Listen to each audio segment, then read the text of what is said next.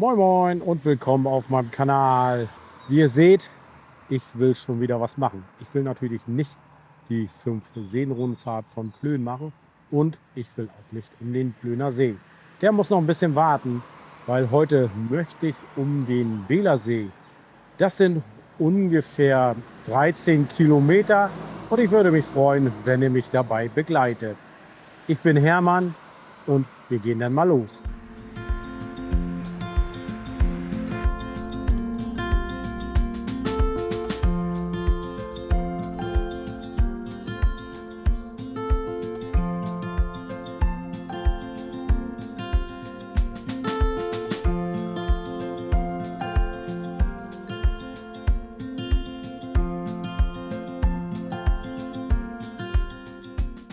Das ist noch nicht der Beelersee, sondern der große Marderbröker See. Aber doch sehr idyllisch.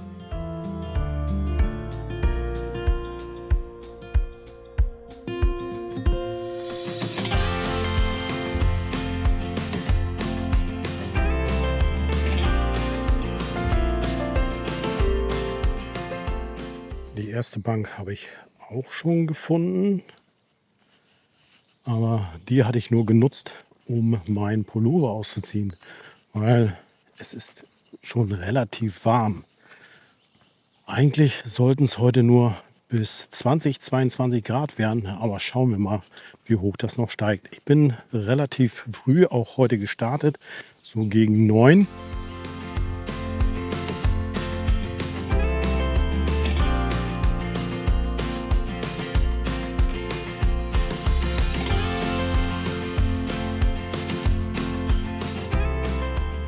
Das ist auch noch nicht der Beelersee, sondern der Höftsee.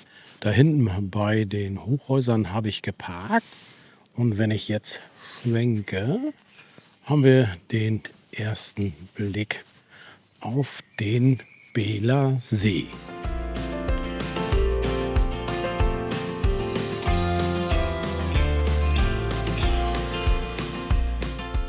Der Beelersee ist 277 Hektar groß, hat einen Umfang von 7,49 Kilometer. An seiner tiefsten Stelle ist er 42,5 Meter tief. Die mittlere Tiefe ist 11,82 Meter und sein Einzugsgebiet ist 195,1 Quadratkilometer.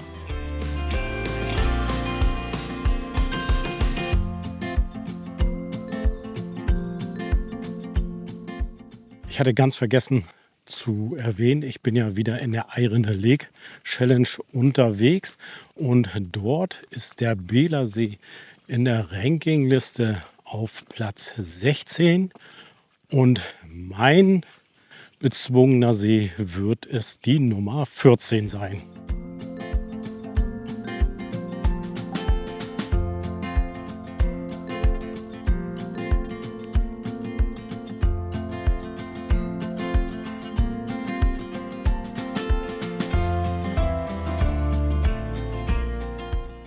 Was mir hier so auffällt auf diesem Teilstück um den Beelersee, es scheint wohl eine ganz beliebte Strecke zu sein. Also ich habe hier schon einige Gassigeher gesehen, Nordic Walker, Jogger und wie ich, Wanderer und Fahrradfahrer. So viele Leute habe ich eigentlich nie gesehen, wenn ich auf meinen Runden bin, weil ich ja meist in der Woche unterwegs bin. Mal schauen, wie sich das weiterentwickelt.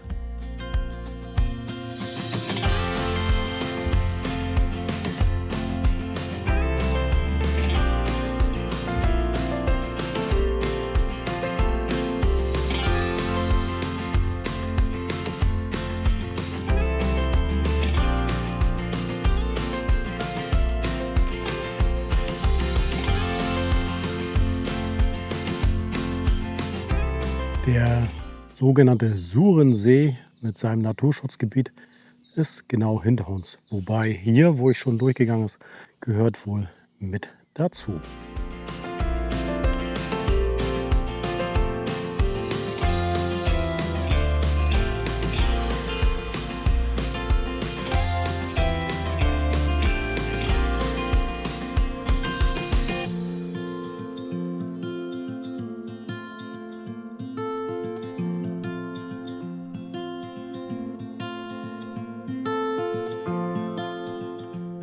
An dieser Kreuzung nach Timmendorf war ich schon mal, weil ich kam aus der Richtung, wo ich gerade hinschaue. Da hatte ich den Dieksee umrundet. Wir gehen jetzt wie gewohnt hier entlang und ich werde gleich mal eine Pause machen unten am Schiffsanleger von der Fünfseenrundfahrt.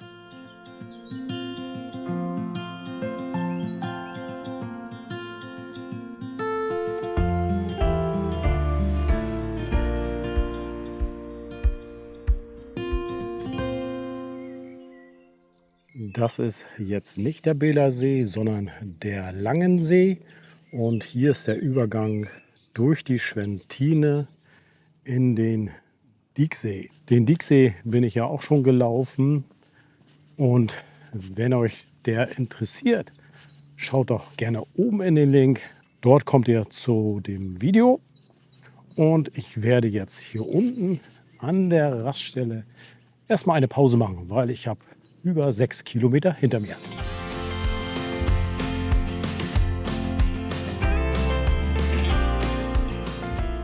So, bin jetzt fertig mit meiner Pause hier am Anleger Timmendorf. Es ist immer wieder sehr schön hier, weil man direkt in dem Verbindungsfluss sitzt, also nicht im Fluss, am Fluss, weil das nämlich die Schwentine zwischen den beiden Seen, wie schon gesagt, den Langsee und den Dieksee. Aber ich werde mal weiter um den Beelersee.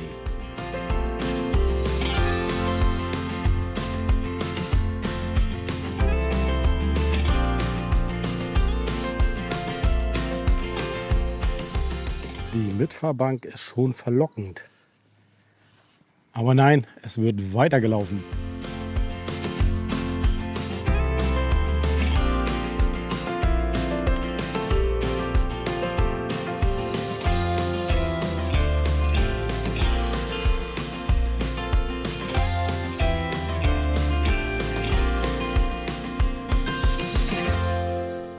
Ich habe jetzt Timmendorf hinter mich gebracht, also Timmendorf, nicht Timmendorf. Und ich glaube so, die Asphaltstrecke hatten mich wieder zurück. Es wird wohl jetzt noch eine ganze Weile hier auf Asphalt und Beton weitergehen. Aber ich hoffe mal, dass es nicht allzu lange dauert, weil ich möchte wieder auf einen schönen Wanderweg am See entlang.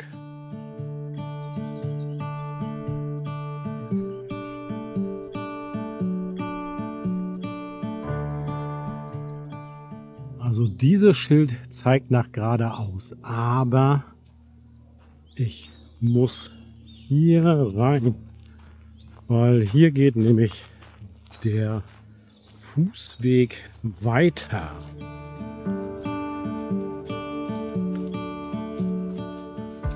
Also da muss man schon wirklich aufpassen, dass man auch den richtigen Weg findet. Wobei, ich muss mal gleich mal gucken, da ist nämlich eine Barriere.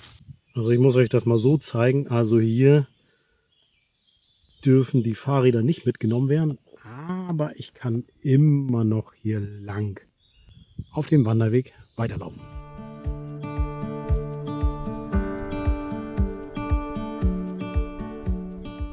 Da ist noch so ein kleines Tor. Also man geht hier durch Koppeln durch. Ich habe hier auch schon Pferde gesehen. Und das sollte man wieder verschließen. Weil wenn es immer öfters vorkommt, dass es nicht verschlossen ist, wird auch irgendwann mal der Weg hier gesperrt.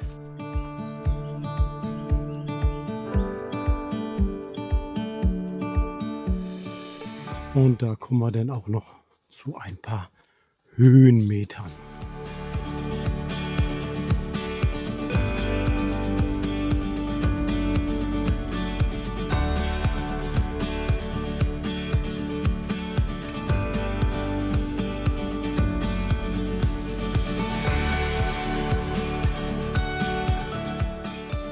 Ab den Reiterhof bis jetzt ging es schön auf Feldwegen, Waldwegen und wie hier auch wieder über Feldwegen entlang.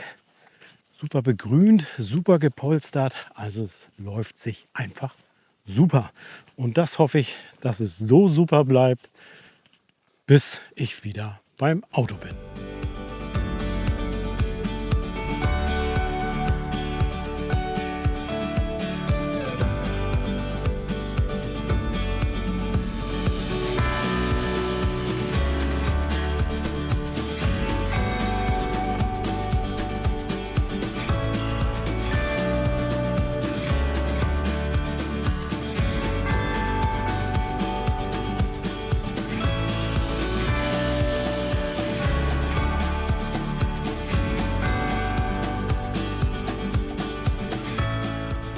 wo ich hier wieder auf dem Asphalt lang marschiere. Das ist Behl mit dem Gut Behl. Das Landgut ist ein moderner Milchviehbetrieb mit 600 Milchkühen und 500 Nachzuchten. Es war bis 1989 der größte Milchviehbetrieb in Europa, in Westeuropa. Und dieses Gut wurde erstmals erwähnt 1143.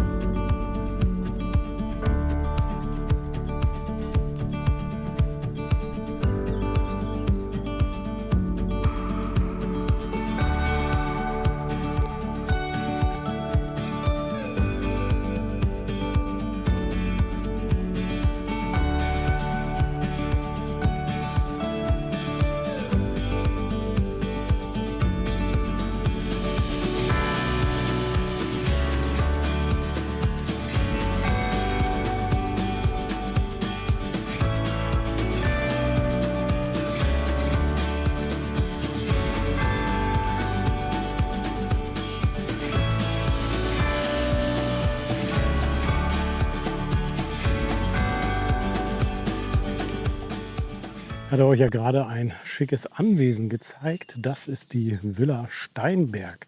Dort kann man übrigens auch übernachten. Und was ich gerade so auf der Homepage gesehen habe, ist das gar nicht mal teuer. Also es fängt an bei 36 Euro. Und das finde ich echt günstig. Ich verlinke euch die Seite mal unten. Dieses Teilstück hatte ich eigentlich nicht eingeplant, aber ich wollte für das Fazit noch mal runter zur Verbindungsstelle vom Hüftsee und dem Bälersee, weil da kann ich nämlich genau drauf schauen, wo ich vor 1, 2 Stunden schon war.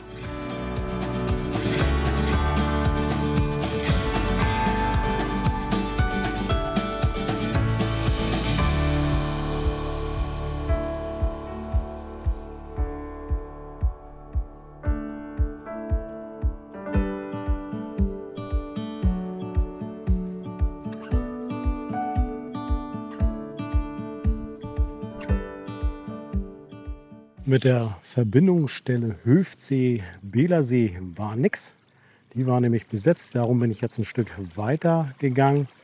Und hier beim Hüftsee, ich habe jetzt noch ungefähr 1 Kilometer bis zu meinem Auto und dann habe ich den Bälersee beendet.